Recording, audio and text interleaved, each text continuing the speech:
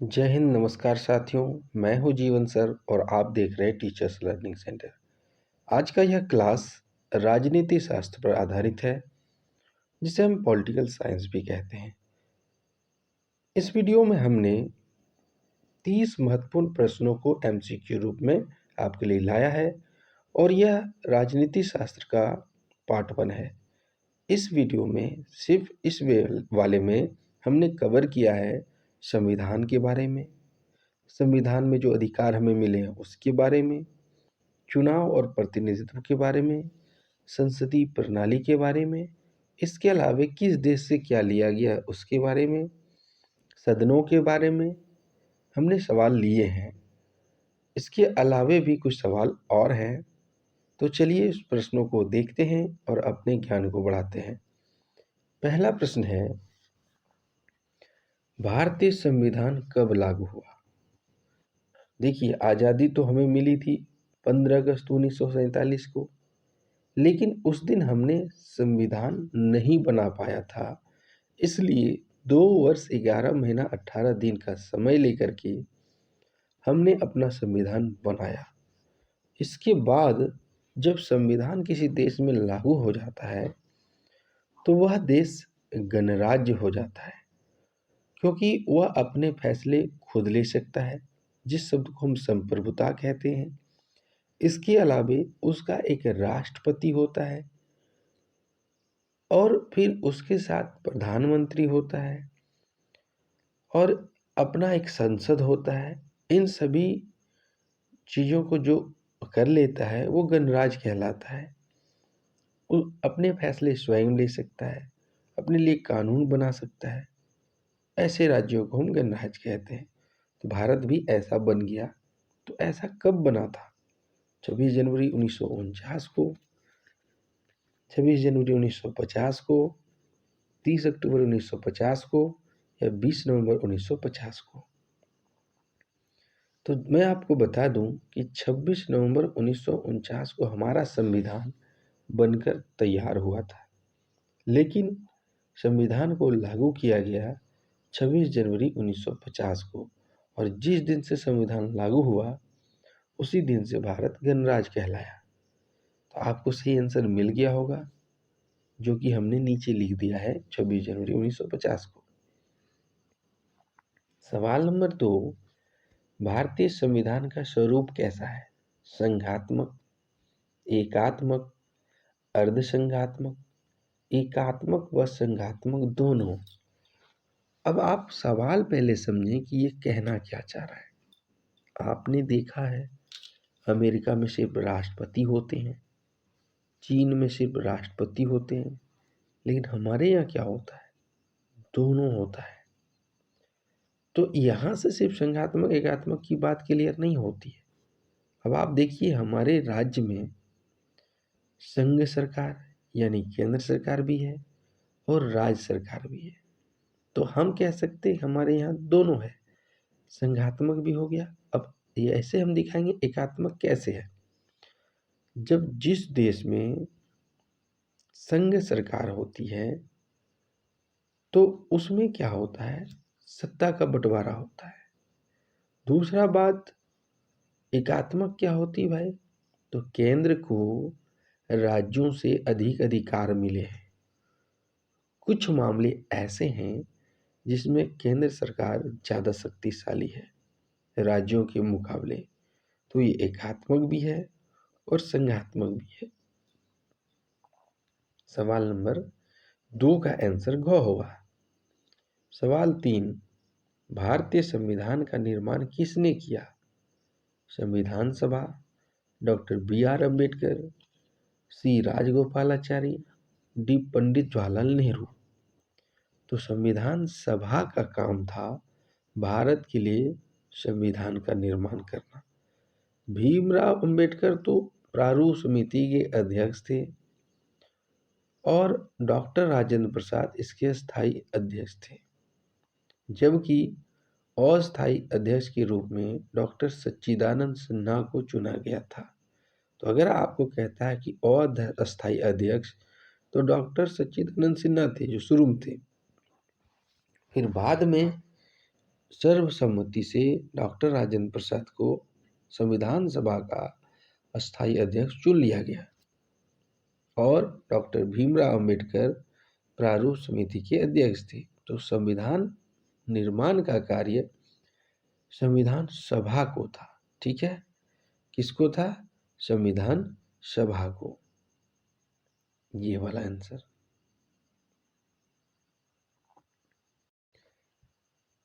संविधान निर्माण का कार्य किसको था? तो किसने किया? संविधान सभा ने किया है।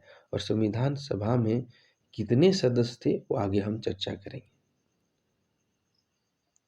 सवाल नंबर 4, संविधान सभा की प्रथम बैठक कब आयोजित की गई थी?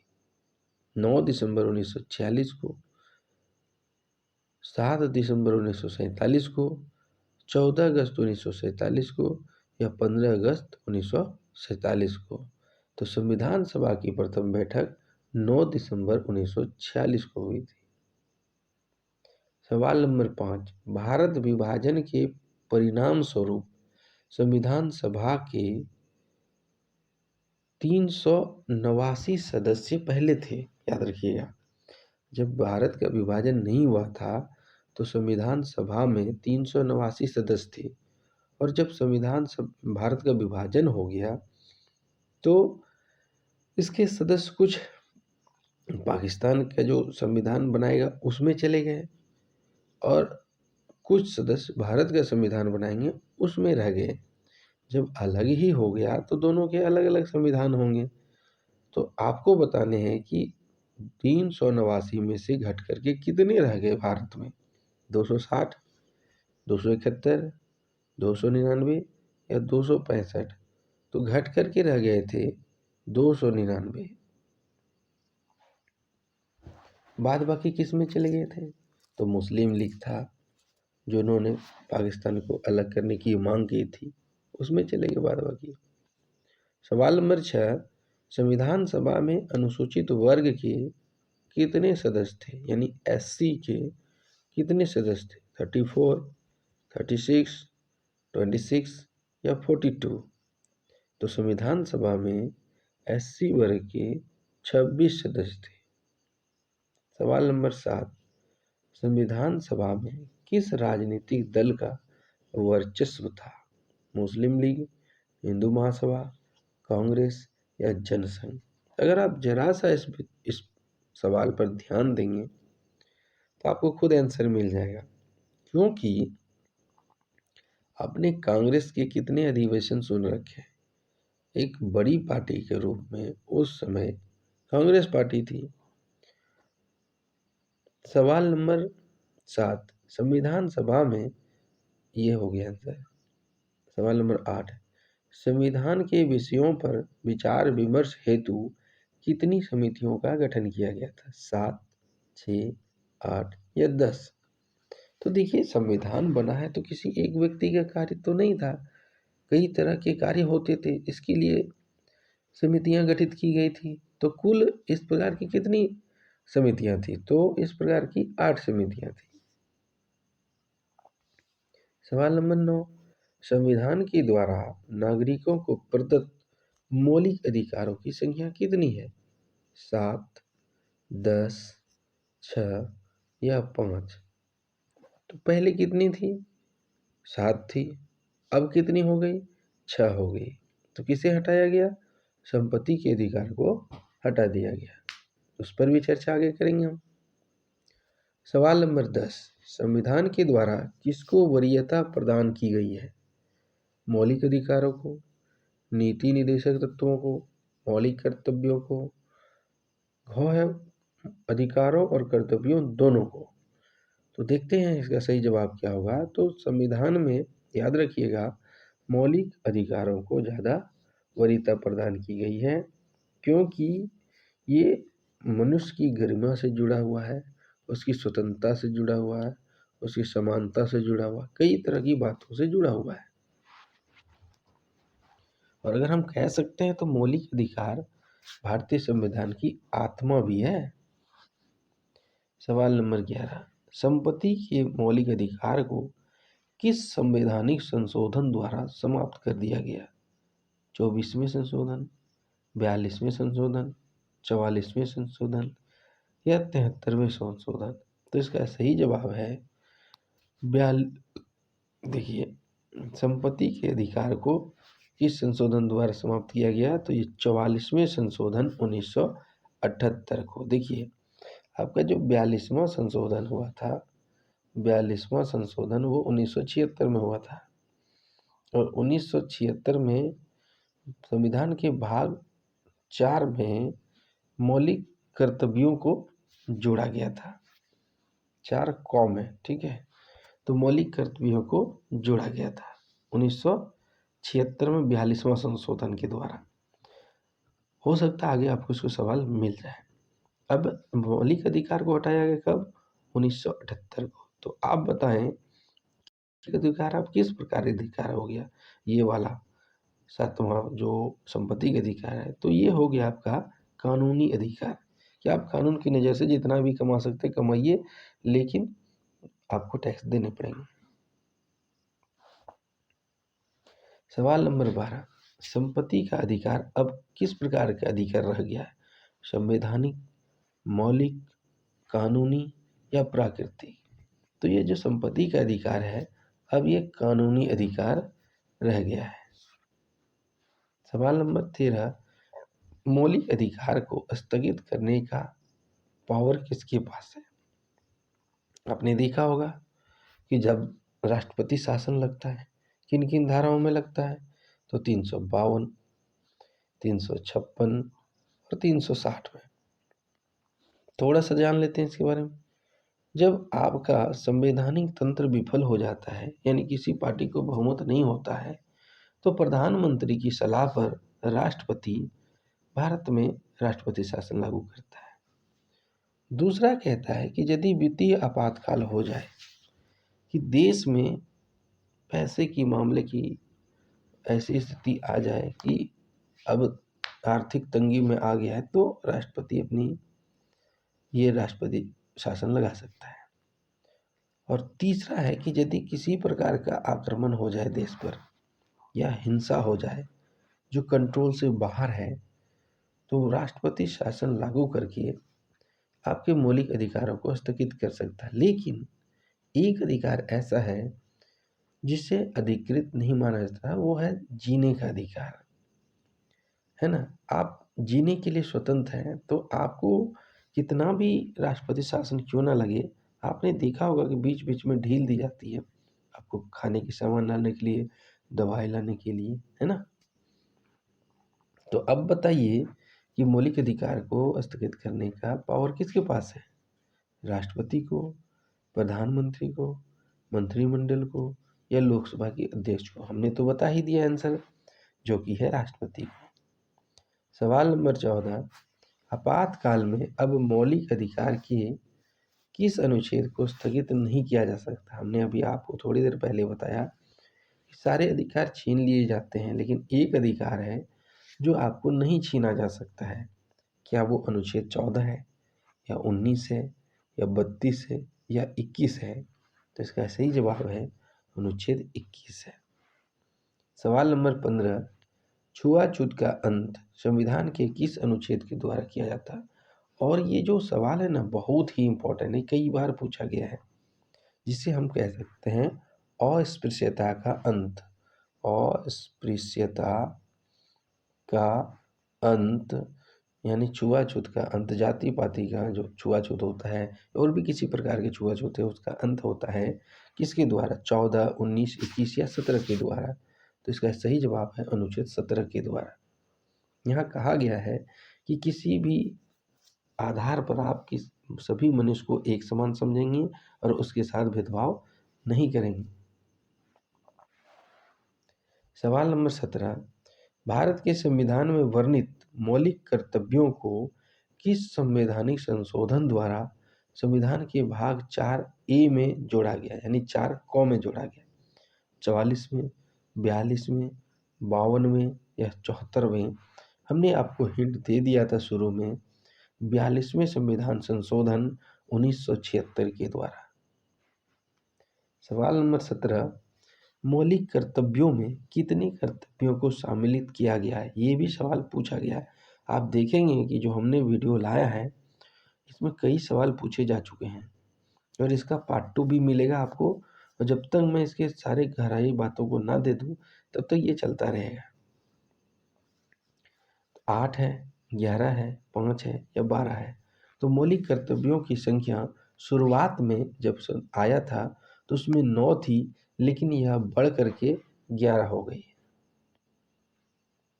सवाल नंबर 18, भारतीय संविधान में नीति निर्देशक तत्वों को किस देश के संविधान से लिया गया है? कनाडा, आयरलैंड, संयुक्त राज्य अमेरिका या ब्रिटेन?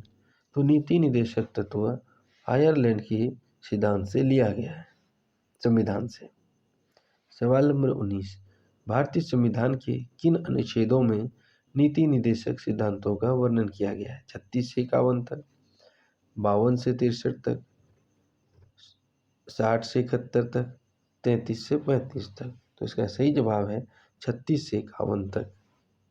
सवाल नंबर 20, मोतीलाल नेहरू समिति ने सर्वप्रथम किस वर्ष अधिकारों के एक घोषणा पत्र की मांग उठाई थी? तो ये जो घोषणा पत्र की जो मांग उठाई थी ना अधिकारों को, इसको कह सकते हैं हम कि एक संविधान, इन्होंने एक मसौदा तैयार किया था मोतीलाल नेहरू ने। तो ये कब किया था यही पूछा जा रहा है। 1928 में, 1936 में, 1931 में और 1937 में। तो इन्होंने किया था 1928 में। जो कांग्रेस के कोलकाता अधिवेशन था उसमें इन्होंने उठाई थी और उसमें से कुछ ऐसे मुद्दे थे जो आज भी हम मानते हैं, जैसे कि आपको वोट देने का अधिकार और जो मताधिकार होता है वो भी थे। सवाल नंबर 21, मौलिक अधिकारों की गारंटी और उनकी सुरक्षा कौन करता है? राज्यपाल, राष्ट्रपति, संविधान या पुलिस? तो चूंकि संविधान ने ही हमें ये अधिकार दिए हैं तो उनकी सुरक्षा की गारंटी वही करेंगे। लेकिन याद रखिएगा, अगर इसमें ऑप्शन आपको संविधान ना हो और उसके बदले में सर्वोच्च न्यायालय रहे तो ये भी आंसर हमारा चलेगा। ठीक है। सवाल नंबर 21 का आंसर संविधान हो गया। 22 देखिए, मूल अधिकारों का वर्णन संविधान के किस भाग में है? और ये सवाल कई बार पूछे जा चुके हैं, 2, 3, 4 या 5। तो 3 में मूल अधिकार है और 4 में मूल कर्तव्य है, जो कि 12 से लेकर 35 तक है। सवाल नंबर 23, इनमें से कौन सा भारतीय नागरिकों का मूल अधिकार नहीं है? स्वतंत्रता का अधिकार है, समानता का अधिकार भी है, शोषण के विरुद्ध अधिकार भी है, लेकिन दान देने का अधिकार ये तो आपकी स्वेच्छा पर निर्भर करता है ना, कि आप स्वेच्छा से दान दे सकते हैं, नहीं भी दे सकते। यहाँ पर हमने थोड़ा सा आपके लिए इमेज लगाया है जिसे आप देखने की ज़रूरत है। यहाँ देखिए, तो हमारा जो मूल अधिकार है, पहला है समता या समानता का अधिकार 1914 से 18 तक। दूसरा है स्वतंत्रता का अधिकार 19 से 22 तक। और तीसरा है शोषण के विरुद्ध अधिकार 23 से 24 तक। और धार्मिक स्वतंत्रता का अधिकार 25 से 28 तक। संस्कृति और शिक्षा संबंधी अधिकार 29 से 30। और संवैधानिक उपचारों का अधिकार, जिसे मूल अधिकारों की आत्मा कहा जाता है। संविधान की आत्मा तो मूल अधिकार है, लेकिन मूल अधिकार की आत्मा संवैधानिक उपचारों का अधिकार है।